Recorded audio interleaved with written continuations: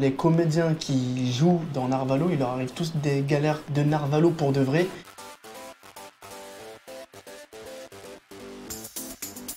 Et moi, c'est la veille du tournage, en fait, j'avais mes textes depuis un moment et je prends beaucoup de notes. Et la veille de mon tournage, en fait, je suis à Marseille et je perds ces notes dans un restaurant.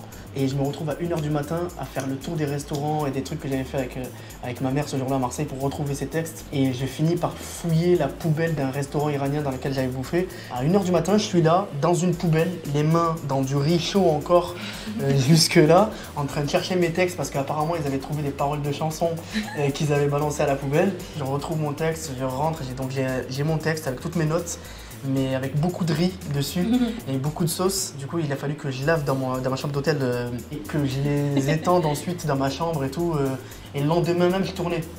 J'étais avec 2 potes, j'avais des choses un peu compromettantes sur moi. Quand la police arrive, et moi tout était dans ma poche, donc je prends dans ma main, je me mets comme ça et en fait on se fait contrôler, on se fait palper et tout était dans ma main en fait comme ça veut dire que je me suis fait contrôler 2 fois.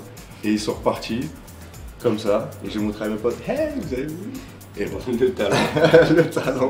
Moi, c'était à Marseille, durant un festival. Avec une amie, on représentait une web-série et on avait été logés dans un joli hôtel. Le soir, on a fêté ça, évidemment, et on a un peu abusé de la boisson.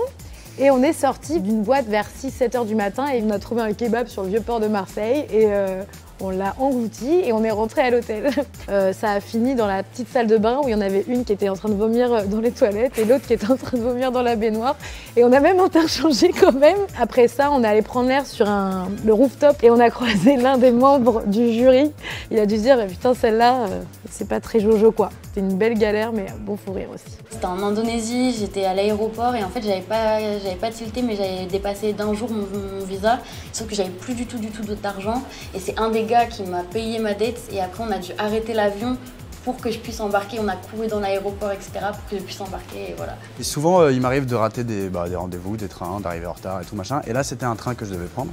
J'arrive en courant, en sueur, en ayant jeté mon scooter. J'arrive, je prends le train en étant persuadé que c'était le mien, je pars et je me rends compte que c'est pas le bon. Et réflexe, j'ai tiré la sonnette d'alarme pour arrêter le train, ce qu'il ne faut surtout pas faire. Forcément, c'est les contrôleurs qui sont venus ouvrir en me demandant ce qui se passait. Je leur ai expliqué que j'avais raté mon train, que c'était pas le bon. Et ils ont regardé mon billet, ils m'ont dit bah si vous êtes dans le bon train, monsieur.